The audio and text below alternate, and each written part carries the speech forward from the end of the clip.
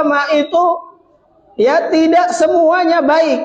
Makanya pada bab ini kita bahas tentang min sifati ulama isu.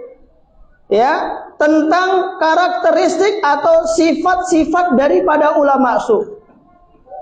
Ya, kemarin telah kita bahas poin yang pertama, bahwasanya karakter yang dijelaskan oleh Allah di dalam Al-Quran terkait mereka, yaitu para ulama su, adalah orang-orang yang yahmilunal ilma wala ya'maluna bihi. Orang-orang para ulama su itu di antara karakter mereka yang pertama adalah mereka itu orang-orang yang menumpuk-numpuk ilmu, orang yang membawa ilmu, ya, wala ya'maluna bihi, akan tetapi mereka itu tidak mengamalkan ilmunya. Jadi di sini telah jelas sekali bahwa di antara sifat dan ciri ulama su adalah mereka orang-orang ulama yang tidak mengamalkan ilmunya. Bisa jadi ilmunya begitu tinggi, akan tetapi ya ilmunya itu tidak membuahkan amal. Makanya kemarin kita katakan bahwasanya tanda orang berilmu, tanda orang alim itu bukan sekedar diukur dari tingginya ilmunya. Tapi di antara tanda orang alim itu, di antaranya diukur dari amalnya. Makanya Ali ibn Abi Thalib, ya, Amirul Mukminin Ali ibn Abi Thalib radhiyallahu taala anhu, beliau mengatakan innamal alimu man amila bima alima.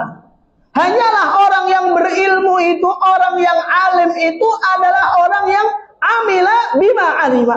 Orang yang mau mengamalkan apa yang telah dia ilmui. Wa wafaqa ilmuhu amaluhu, sehingga ilmunya itu bisa melahirkan amalan. Makanya di sini batasan orang alim di mata para sahabat itu bukan dilihat dari sekedar tingginya ilmu, ketinggian ilmunya saja. Bahkan tadi Ali memberikan batasan, Ali bin Abi Thalib memberikan batasan innamal alimu man amila bima alima.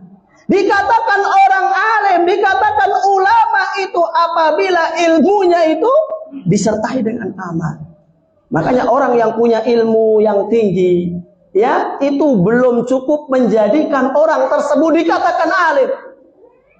Akan tetapi seiring, ya, berkurangnya zaman, ya, tentunya semakin banyaknya kebodohan terhadap agama Allah, maka tentu sekarang banyak sekali orang-orang yang menilai kealiman seseorang itu hanya sebatas dari ilmunya saja. Maka ini termasuk musibah. Termasuk musibah bagi kaum muslimin ketika seseorang itu menganggap kealiman itu hanya sebatas dari ketinggian ilmu saja. Padahal para sahabat menganggap menjelaskan kealiman itu tidak cukup dengan ilmu. Kealiman itu adalah dengan amila bima alima, dengan mengamalkan ilmunya. Di antaranya juga sahabat Abdullah ibnu Mas'ud radhiyallahu taala anhu, beliau mengatakan la yakunu aliman illa idza bima yakunul ilmuhu amilan. Tidak dikatakan seseorang itu sebagai orang alim, orang berilmu sampai ilmunya itu yakunu amilan, bisa menjadikan dia beramal.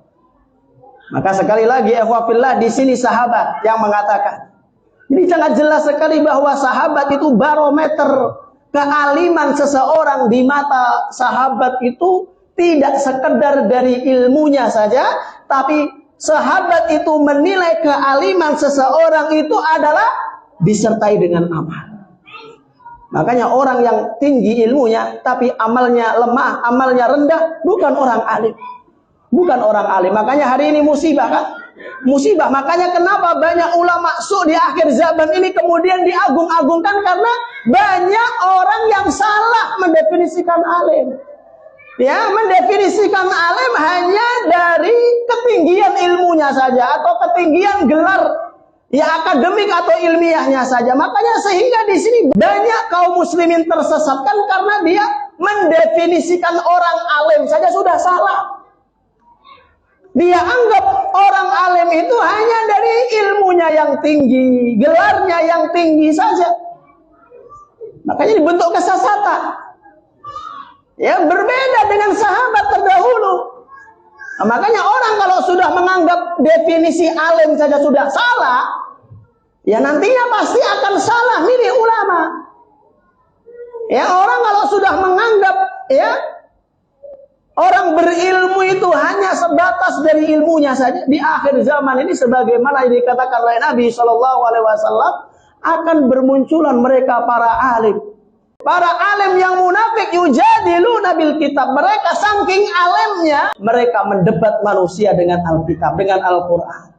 Makanya sekali lagi ini adalah peringatan penting bagi kita bahwa tolak ukur kealiman seseorang itu bukanlah dari ketinggian ilmunya saja, akan tetapi barometer tolak ukur kealiman seseorang terlebih dari para sahabat ya, yang dijelaskan oleh para sahabat adalah dari amalnya juga. Makanya ikhwafillah, justru ilmu yang tidak membuahkan amal itu hanya akan melahirkan kehinaan. Jadi jangan diagung-agungkan, jangan dimuliakan ulama-ulama yang tidak konsekuen dengan ilmunya. Pada hakikatnya di mata Allah, ilmu yang tinggi namun tidak membuahkan amal hanya akan melahirkan kehinaan. Makanya orang yang tinggi ilmunya tapi ilmunya itu tidak melahirkan dan membuahkan amal, yang ada pada dirinya adalah kehinaan. Makanya kita baca di dalam Al-Quran bagaimana Allah Ta'ala menyebutkan tentang orang-orang yang alim tapi kealimannya tidak membuahkan ilmu, tidak membuahkan amal. Allah jadikan mereka begitu rendah dan hina. Di antaranya kemarin dalam surat Al-A'raf 175 tentang kisah siapa? Kisah Bul'am ibnu Ba'urah. Ya, walau syi'na la rafa'nahu biha, kata Allah, seandainya kami berkehendak kami akan angkat derajatnya karena ilmunya tinggi ini. Harusnya kami angkat derajatnya, kata Allah, walakinnahu ahlada ilal ardi wattaba'a hawa. Akan tetapi orang ini justru dia itu lebih condong, lebih senang dengan dunia dan lebih condong mengikuti hawa nafsunya dibandingkan mengamalkan ilmunya. Dia tinggalkan ilmunya, dia tidak mau mengamalkan ilmunya, lebih condong dengan dunia dan hawa nafsunya. Maka apa kata Allah orang yang seperti ini?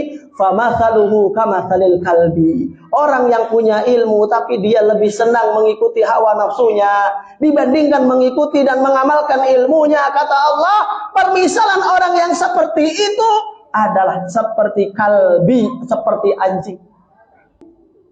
In tahmil alaihi yalhad aw tatrukhu yalhad. Apabila anjing itu dia dikasih makanan, dia menjulurkan lidahnya, ataupun tidak dikasih makanan, dia pun menjulurkan lidahnya. Nah, jadi betapa hinanya. Makanya betul kaidah tadi ketika dikatakan orang yang semakin bertambah ilmunya namun tidak semakin bertambah amalnya, maka yang ada dia justru akan semakin bertambah kehinaannya. Jadi ilmu itu ihwafillah, makanya dikatakan apa? Innallaha yarfa'u bihadzal kitabi aqwaman wa yarfa'u bihal akharin. Kata Umar Ibn Khattab, sesungguhnya Allah Ta'ala akan mengangkat dari Al-Quran, dengan Al-Quran ini sebagian kaum, dan Allah Ta'ala akan menghinakan sebagian lainnya. Sebagian kaum yang akan diangkat oleh Allah dengan Al-Quran siapa? Yaitu orang yang komitmen mengamalkan Al-Quran, itulah yang akan dimuliakan oleh Allah. Sedangkan yang akan diyadau, yang akan dihinakan oleh Allah dengan Al-Quran siapa? Orang yang mengilmui Al-Quran, orang yang membaca Al-Quran, menghafalkan Al-Quran, akan tetapi ilmunya itu tidak ada amalnya. Dia tidak mau mengamalkan isi Al-Quran, tidak mau komitmen dengan Al-Quran. Inilah kata Umar, orang yang akan dihinakan dengan Al-Quran. Makanya berhati-hati ya ikhwafillah rahimani wa rahimakumullah. Ini introspeksi bersama bagi kita semua, bahwasanya orang itu semakin bertambah ilmunya tapi tidak semakin bertambah amalnya, maka pada hakikatnya yang bertambah pada orang tersebut adalah kehinaan. Semakin hina orang yang begitu. Ya, ini akhwafillah rahimani wa rahimakumullah. Baik, ini yang pertama ya, daripada sifat dan karakter ulama su. Kemudian yang berikutnya, yang kedua, di sini karakter dan sifat daripada ulama su adalah yatrukunal muhkam wa ya'khudunal mutasyabih. Ya, yatrukunal muhkam wa ya'khuduna bil mutasyabih. Di antara ciri dan karakter ulama su itu adalah mereka para ulama yang sering tinggalkan dalil-dalil yang muhkam, dan mereka ya'khudun sering sekali condong mengambil dalil-dalil yang mutasyabih, yang masih samar. Ya, jadi mereka itu terhadap dalil-dalil yang muhkam. Dalil-dalil muhkam itu apa? Dalil-dalil yang telah jelas maknanya, jelas. Maknanya sudah jelas, bisa kita ketahui maknanya itu sudah jelas, nggak perlu ditafsir-tafsirkan lagi. Sedangkan dalil mutasyabih itu dalil yang mana maknanya itu masih belum jelas, sehingga membutuhkan penjelasan baik daripada ayat-ayat yang lain atau daripada hadis-hadis Nabi. Itu namanya dalil-dalil yang mutasyabih. Nah, mereka para ulama su ini kan adalah ulama, orang-orang alim yang sering sekali, suka sekali mereka ini menyampaikan dalil-dalil yang mutasyabih. Di sisi lain, dalil-dalil yang jelas juga mereka sampaikan. Nah, maka dijelaskan hal ini oleh Allah Subhanahu wa taala di dalam surat Ali Imran ayat yang ketiga, a'udzubillahi minasyaitonir rajim. Huwallazi anzala 'alaikal kitaba minhu ayatun muhkamat hunna umul kitabi wa ukhra mutasyabihat. Dialah Allah Subhanahu wa taala yang menurunkan kepada engkau wahai Muhammad sebuah kitab, yaitu Al-Qur'an, yang di dalamnya terdapat ayat-ayat yang muhkamat, ayat-ayat yang telah jelas makna dan maksudnya. Ya, di antara ayat yang muhkam itu ada Ummul Kitab, Al-Fatihah. Wa ukharu mutasyabihat, dan di antara ayat-ayat yang lain itu ada ayat-ayat yang mutasyabihat. Ya, maka kemudian Allah taala melanjutkan fa ammal ladzina fi qulubihim zayghun, orang yang di dalam hatinya itu ada penyimpangan, ada kerusakan, lebih senang mengikuti dalil-dalil yang mutasyabih, yang masih syubhat. Tujuannya apa? Untuk menyebarkan fitnah, untuk membuat fitnah, membuat kesesatan di tengah-tengah umat. Wabtigha ta'wili, kemudian untuk mencari-cari takwilnya. Wa ma ya'lamu ta'wilahu illallah, padahal yang namanya ayat-ayat yang mutasyabihat itu yang paling paham maknanya adalah Allah. Makanya banyak sekali hari ini akhwafillah, mereka para ulama-ulama yang kelihatannya kayak luar biasa kealimannya, akan tetapi mereka ini lebih senang dalil-dalil yang mutasyabihat, dalil-dalil yang masih ragu, yang masih belum jelas, begitu jelasnya di hadapan mata mereka. Tapi dalil-dalil yang muhkam, dalil-dalil yang maknanya telah jelas, begitu bingungnya mereka memahaminya. Contohnya bagaimana mereka itu begitu paham masalah-masalah kebid'ahan, masalah-masalah bid'ah yang sangat tipis sekali, mereka begitu jelas dan terangnya memahaminya. Akan tetapi masalah-masalah kekafiran yang jelas, masalah-masalah tauhid yang mana tauhid itu sesuatu yang paling jelas di dalam Islam, mereka nggak paham, pura-pura nggak paham. Ya kan? Di antaranya misalkan dalil wa man lam yahkum bima anzalallah faulaika humul kafirun. Dan barang siapa yang tidak berhukum dengan hukum Allah, maka dia adalah orang-orang yang kafir kepada Allah. Kurang jelas apalagi ayat ini ya, wah. Akan tetapi saking tadi ya, saking mereka antinya dengan ayat-ayat yang muhkam, kemudian mencari tafsir-tafsir, mencari takwil-takwil yang dipaksakan. Sehingga yang mereka cari pun riwayat-riwayat yang dhaif. Kemudian muncullah kalimat, muncullah kaidah, dalam ayat ini maknanya kufrun duna kufrin, kata mereka. Kekafiran yang tidak mengkafirkan pelakunya, kufrun duna kufrin. Padahal istilah kufrun duna kufrin adalah riwayat yang lemah yang dinisbatkan kepada Ibnu Abbas.